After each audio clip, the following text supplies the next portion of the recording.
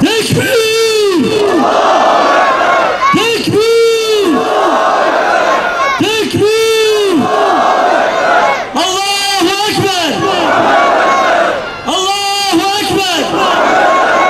Allahu Ekber! İllallah! İsrail lanetullah! İsrail lanetullah! La ilahe illallah! La ilahe illallah! Amerika lanetullah! Amerika lanetullah! Bir Allah'ın kulu çıkıp dedi ki sen de saçmalıyorsun. Ne demek burası benimdi? Bu demek ki satmışlar. Zalimler niçin yaşasın cehennem? Zalimler niçin yaşasın cehennem? İşbirlikçi hainler hesap verecek. İşbirlikçi hainler hesap verecek. Asaya veda! Malımız, canımız, asaya veda! Malımız, canımız, asaya veda! Allah yürüsün, refah açılsın. İsrail lanetullah! İsrail lanetullah. Tekbir! Tekbir! Tekbir! Değerli kardeşlerim, bacılarım, aslında sözün bittiği yerdeyiz. İnanın, şahsen benim içimden konuşmak da gelmiyor. Çünkü ne konuşacağımı bilmiyorum. Sözün bittiği yerdeyiz artık. Yani sözün fayda etmediği, sözün para etmediği bir noktaya gelmişiz. Bir avuç yiğit, bir avuç kahraman, tüm İslam ümmetinin onuru ve izzeti için savaşıyor. 2 yıldır bu acımasız savaşla karşı karşıya. Yiyecekleri tükenmiş, içecekleri tükenmiş, ilaçları tükenmiş, yaralılar tedavi edilmiyor. 2 milyar sözüm ona İslam aleminin ortasında. Ve sadece konuşmaktan, burada tekbir getirmekten, dua ya da beddua etmekten başka elimizden bir şey gelmiyor. Maalesef elinden bir şey gelenler, yani ümmetin önderleri, liderleri, devlet başkanları, İsrail'in, Amerika'nın hegemonyasına girmiş, onların uşaklığını yapıyor, onların destekçiliğini yapıyor. Bir avuç Müslümanın bir an önce İsrail tarafından, Amerika tarafından öldürülmesini, yok edilmesini, Gazze'nin yerle bir edilmesini tiyatro seyreder gibi ediyorlar. Ellerindeki güçlerini, silahlarını İsrail'e, Amerika'ya ya da müstekbir güçlere karşı kullanmaktan da imtina ediyorlar. Değerli kardeşlerim, Hazreti Adem'den günümüze kadar insanlık tarihinde ve İslam tarihinde şu anda Gazze'nin içinde bulunduğu durum, içinde bulunduğu eziyet ne ilktir ne de son olacak.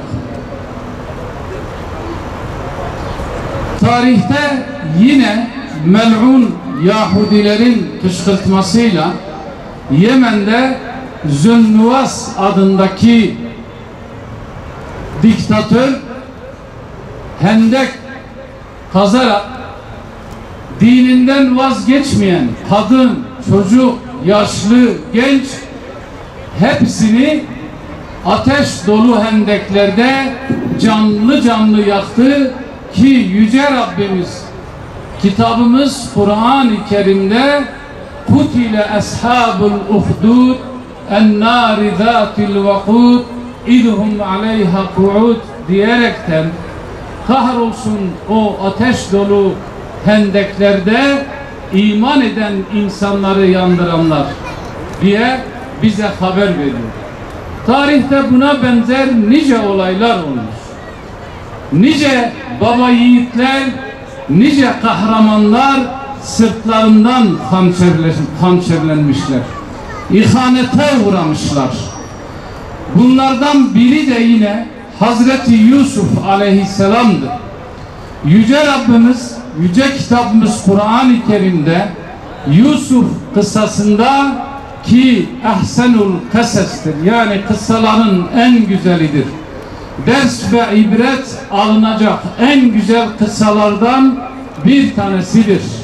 Orada Yusuf'un kardeşleri ne diyor?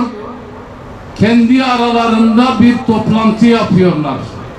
Tıpkı bugün İslam İşbirliği Konferansı adı altında, aslında İslam İşbirliği Konferansı değil, Amerika'ya da İsrail İşbirliği Konferansı desek belki abartmış olmayız. Ya da İslam İşbirliği Teşkilatı dediğimiz, işte Arap ülkelerinin liderlerinin kurduğu o teşkilat, bir araya geliyorlar, karar alıyorlar. 2 yıldır hala Gazze'yi yok etmediniz. 2 yıldır bir avuç insanı hala öldüremediniz. Gazze'yi hala yıkamadınız diye bir araya geliyorlar. Tıpkı Yusuf'un kardeşleri gibi bir araya geliyorlar ve karar alıyorlar. Aldıkları karar ne? Çok şiddetle, belki de 10.10 şiddetinde kınıyoruz. Sadece kınıyoruz. Bu kınama dışa bakan, bize bakan yüzüdür. Aslında orada kınadıkları İsrail'dir. Niçin öldürmediniz? Niçin bu işi 2 yıl uzattınız? Niçin bir avuç insanı yok etmediniz kınamasıdır. Yanlış anlamayın. Bu kınama onun kınamasıdır. Yusuf'un kardeşleri de bir araya geldiğinde icmaen karar veriyorlar. Yusuf'u öldürelim. Yusuf'u ortadan kaldıralım. Babamız Yusuf'u bizden çok seviyor. Yusuf'u öldürelim. Babamızın gözüne gidelim. Şimdi arkadaşlar, ayetler arasında bu ayetin biraz, yani günümüze bakan tefsirine baktığımızda şahsen ben onu anlıyorum. Belki de yanlış anlıyorum. Ben tefsirci değilim. Ben alim değilim. Ama ilk gözüme çarpan odur. Bu hain liderler, Orta Doğu'nun hain liderleri, Arap aleminin hain liderleri, babalarının gözüne girmek için Gazze'yi gözden çıkarmışlar. Gözden çıkan sadece Gazze değil, tüm İslam alemini gözden çıkarmışlar. Babaları İsrail'in, Amerika'nın gözüne girmek için her gün toplantı yapıyorlar. Çünkü savaş yeni başladığı ilk ayında Netanyahu denen katil, aşağılık adam ne dedi? Ürdün benimdir dedi. Filistin, Suudi Arabistan benimdir dedi. Mısır'ın bir kısmı benimdir dedi. Hatta Türkiye'nin güneydoğusu Kayseri'ye kadar, peri bacalarına kadar benimdir dedi. Bir Allah'ın kulu çıkıp dedi mi ki sen ne saçmalıyorsun? Ne demek burası benimdir? Bu demek ki satmışlar yani. Demek ki Arap liderleri ümmeti satmışlar. Babalarının gözüne girmek için, İsrail'in ve Amerika'nın gözüne girmek için, Yusuf'un kardeşleri Yusuf'u öldürmek için nasıl plan yaptılarsa bunlar da aynısını yaptılar. Ve babalarına dediler Yusuf'u bizimle pikniğe gönder, dışarıya çıkalım. Babaları endişelerini anlattı. Fakat onlar, biz bu kadar kalabalık bir topluluğuz. Eğer bizim yanımızda Yusuf'a bir şey olursa veil olsun bize. Götürdüler Yusuf'u. Dediler ki Yusuf'u öldürün. Birisi dedi Yusuf'u öldürün. Tıpkı Suud'un, Mısır'ın, Ürdün'ün, Birleşik Arap Emirlikleri'nin, Tunus'un, Küveyt'in Gazze'yi öldürün, Gazze'yi bitirin dedikleri gibi Yusuf'u öldürün dediler.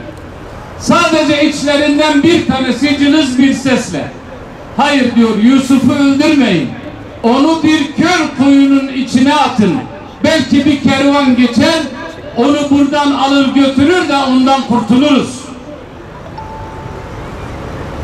Neticede Yusuf'u kuyunun içine attılar. Musa'nın Rabbi, Firavun'dan kurtaran Allah, İbrahim'i ateşten kurtaran Allah Celle Celaluhu, biz Yusuf'a şunu vahyettik diyor. La tahzen, üzülme. Biz sana yardım edeceğiz. Biz seni buradan kurtaracağız.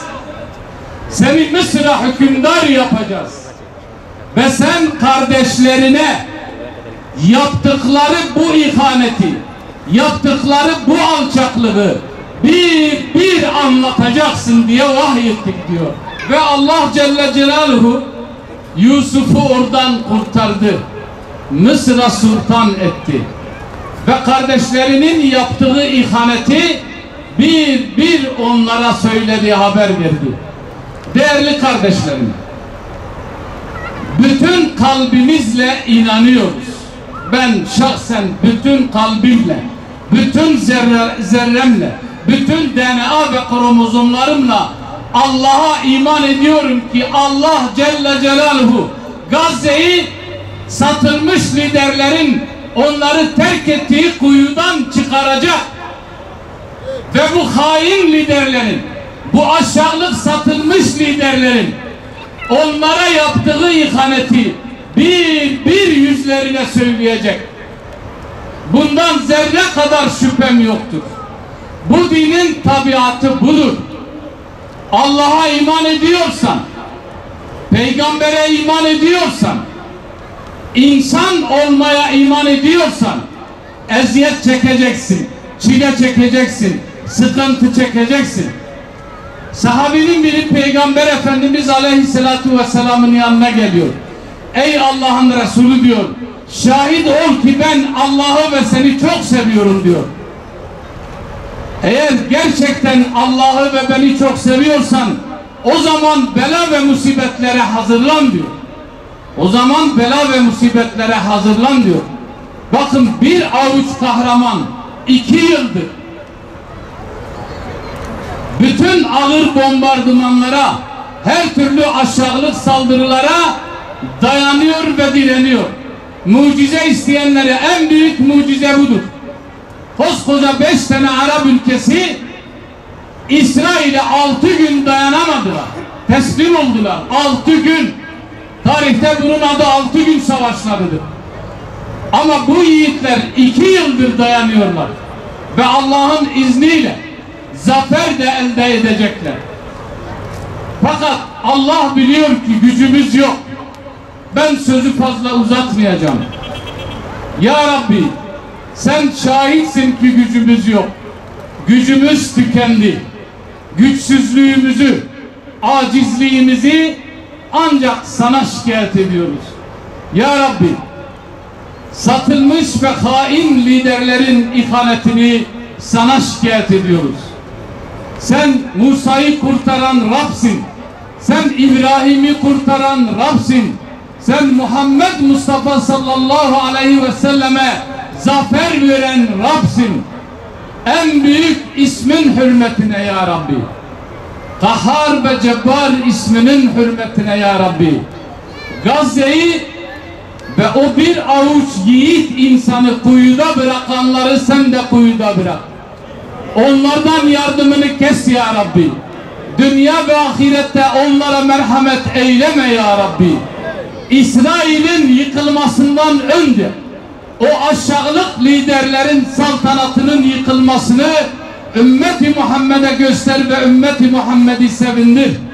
Çünkü onların saltanatı yıkılmadan Allah'a yemin olsun ki hiçbir Müslüman İsrail'e ve Amerika'ya zarar veremeyecek.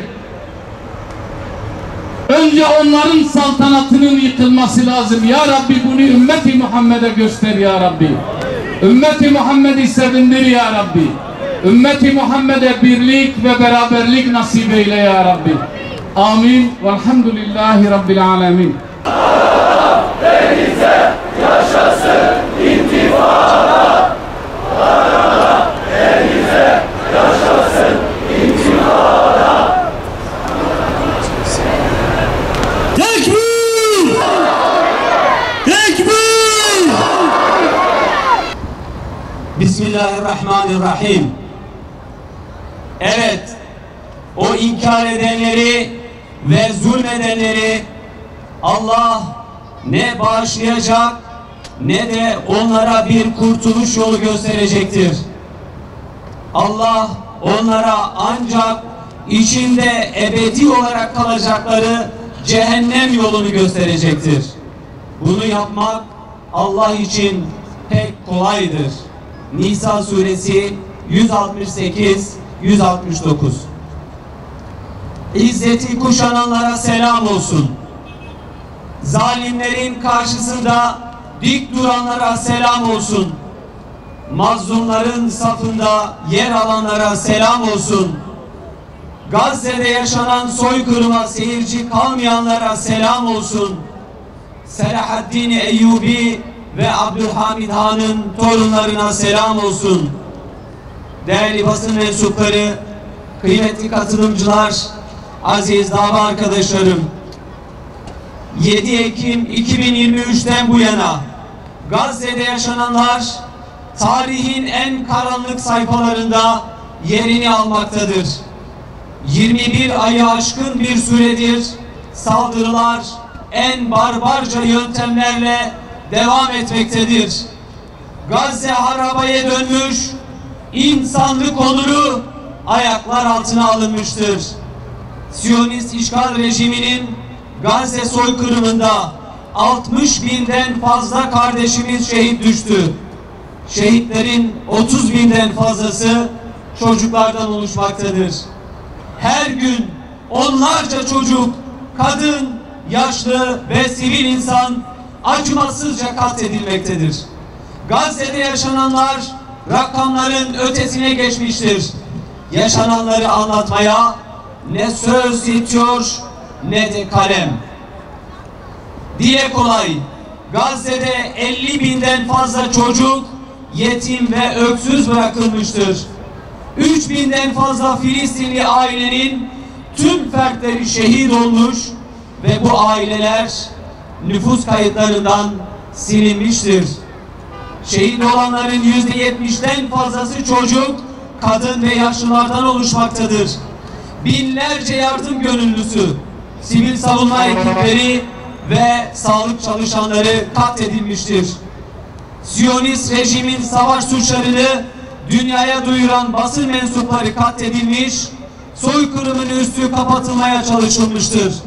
Bu süreçte 232 gazeteci de şehit düşmüştür.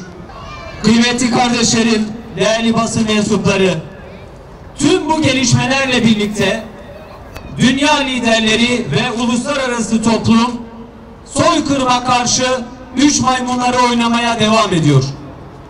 Sınır kapılarının kapandığı günden bu yana Gazze'de insani kriz her geçen gün derinleşmektedir. İşgal rejimi açlığı soykırım silahı olarak kullanmaktadır. İşgal rejimi bunca zulümden sonra oluşturmuş olduğu sözde yardım noktalarını birer katliam noktalarına dönüştürmüştür. Yardım noktalarında şehit sayısı 2000'i, yaralı sayısı 8.000'i geçmektedir.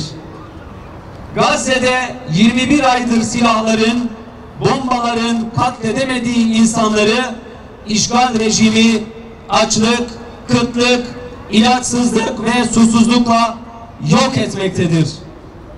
Açlıktan dolayı her gün çocuk, kadın ve sivillerin şehadet haberleri geliyor. Şimdi iki isimden bahsedeceğiz. Abdülkadir El-Fayyumi henüz 14 yaşında. Etrafımıza bakalım ve 14 yaşındaki çocukları görürüz. Gençliğinin baharına ulaşamadan bir yaprak misali dalından koparıldı. Bu masum çocuk açlıktan dolayı şehit oldu. Riyad isimli bebeği duydunuz mu? Basında haberi çıktı. Riyad dünyaya daha yeni gözlerini açmıştı. Bu günahsız bebek ağır beslenme yetersizliği ve tıbbi imkansızlık nedeniyle şehit oldu. Gazze'de bunun gibi yaşanmış binlerce hayatların çaresizliğiyle açlığına, yok oluşuna seyirci kalan ümmet ve insanlık ailesi utansın. Gazze'de son bir aydır insani kriz hayal edilemeyecek duruma gelmiştir. Yetersiz beslenme ve açlık nedeniyle 90'ı çocuk olmak üzere en az 150 evladımız, kardeşimiz şehit düştü. Gazze'de yaklaşık 2 milyondan fazla kardeşimiz yüksek derecede akut gıda güvensizliğiyle karşı karşıya bırakılmıştır. 600 bine yakın kardeşimiz aşırı açlıktan ölüme yol açılabilecek hastalıklara yakalanmıştır. 100 binden fazla çocuk akut yetersizlik beslenme yüzünden tedaviye muhtaç hale gelmiştir. Utanın, utanın ey İslam ülkelerinin liderleri. Daha ne zamana kadar nutuk atarak, kınama mesajları yayınlayarak bu vandallığa seyirci kalacaksınız? Ey işbirlikçi liderler, nutuklarınız Gazze'de aç kalan çocukları doyurmuyor. Kınama mesajlarınız soykırımı durdurmuyor. Artık nutuk atmaktan ve kınama mesajları yayınlamaktan vazgeçin. Zaman Gazze'nin yanında olma zamanıdır. Zaman soykırımı durduracak somut adımları atma zamanıdır. Zaman sınır kapılarını açtırma zamanıdır. Zaman ablukaya son verme zamanıdır. İnsani yardımları ulaştırma zamanıdır. İnsanlık haysiyetini kurtarma zamanıdır. Utan ey ümmeti Muhammed! Utan ey insanlık ailesi! Bebeklerin, çocukların, kadınların açlıktan dolayı yaprak yaprak dökülmesine seyirci kalmaktan utanın. Gazze'de bir halkın açlıktan dolayı eriyip gitmesinden, gözlerimizin önünden kayıp gitmesinden utanın. Artık bıçak kemiğe dayandı. Gazze'de insanlık öldü. Ciddi adımlar atılmazsa bir hafta içinde açlıktan dolayı toplu ölümlerin haberleri gelecek. Gazze'de bebek maması ve besin takviyeleri tamamen tükendi. İşgal rejiminin soykırım ve aç bırakma vahşetinden dolayı 100 binden fazla bebek ve çocuk toplu ölüm tehlikesiyle karşı karşıyadır. Gazze'ye insani yardım ulaştırılmazsa 40 bini 1 yaşın altında bebek, 60 bini 2 yaşın altında çocuk açlıktan dolayı toplu olarak ölüme terk edilmiş olacak. Gazze'de hastaneler açlıktan dolayı tedavi görmesi gereken binlerce hastayla dolup taştı.